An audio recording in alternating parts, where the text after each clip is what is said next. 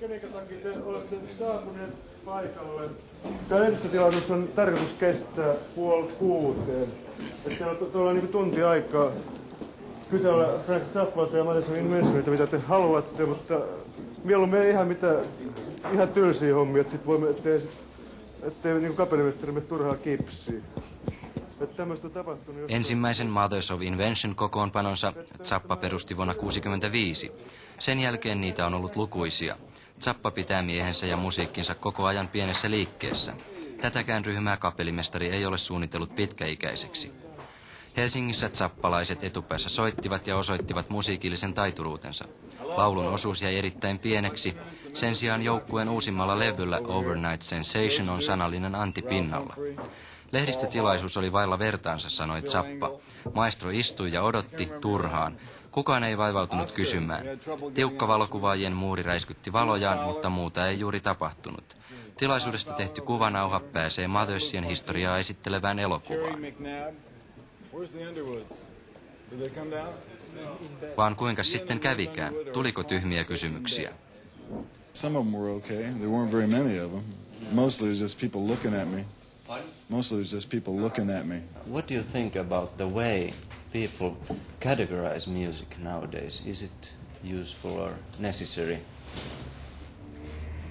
Yeah, I guess it is necessary. For whom? For people who don't know anything about music. There are different styles of music, but there's no reason to assume they can't be blended together. Well, how did you get interested in all kind of political and social features about which things you started to make records and so on? Well, when the Mothers first got together, there was no real political music in the United States. I didn't think there was very much elsewhere either. So in our first 3 albums, there was a lot of social commentary. And a lot of people didn't like it because they didn't want to hear that stuff. They would rather hear songs that went baby, baby. So we threw in a few baby babies for them. So you found a quite new field and new audience. Yeah, there was a new audience for it. It wasn't a large audience, but they were interested. What was your relationship to the theater at that time when you began with the Mothers? I always thought that it was an interesting medium to explore with a musical group. A group that would also act out the events that were supposed to take place in the theater. And we worked in a theater in 1967 for about 5 months before we came to Europe for the first time. But nowadays you have paid less attention to this theater type of performances. Why did you do that? And well, if I could find a group that had the ideal membership, we'd be able to do both. That is, play complicated music and also do theater. But unfortunately, the music that I've written right now is so complicated that the people who can play it are not very theatrical. And it's also hard to do fancy stuff on stage when you're playing that many notes. And this season, it's mostly a musical band. Well, have you decided to leave those political and socially critical things totally? No, not necessarily. I'd say that the commentary is still there in the music.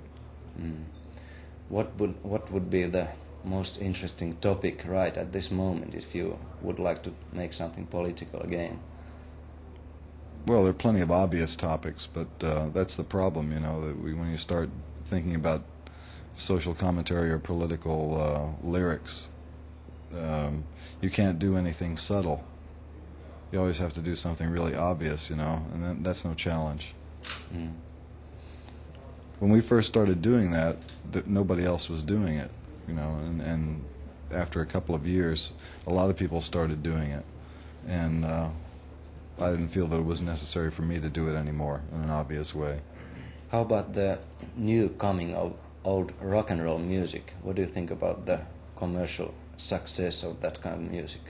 Well, we already did that too, but I guess we did it too early. But you are not going to do it again? No. How time do you spend usually in preparing maybe a 75-minute show? We rehearse all the time. Every day before we play, we rehearse. And before how long time? 1 month? Oh yeah, we'll rehearse. Well, before this tour, we rehearse for 3 weeks, 4 days a week, 5 hours a day. To what extent do your fellow musicians take part in planning and rehearsing the performance? Well, with this particular band, they just do what I tell them because they aren't too theatrically oriented. Was it tuned with other ones? It was a little bit different with Mark and Howard, because they had already done some funny things on stage, and so they had some ideas, and I would let them do the things that they felt natural doing. Have you maybe further plans in making movies? Yeah, I'm working on one right now. What kind of a movie is it, may I ask? A monster movie. A monster movie? Mm-hmm.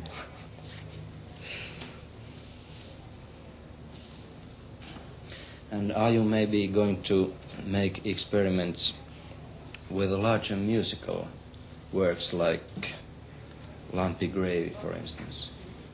One day. It's very expensive. And it's also very hard to get cooperation from large numbers of musicians. Have you ever been invited to the White House? And if you have, would you go? I have not been invited, but if I was invited, I would go. You would? Sure I would. Wouldn't you? I would. Wouldn't you go in there just to go, come on? Sure. Just to walk in there and say, what am I doing here? That's the silliest thing I ever heard of. Okay. Thanks a lot. Okay.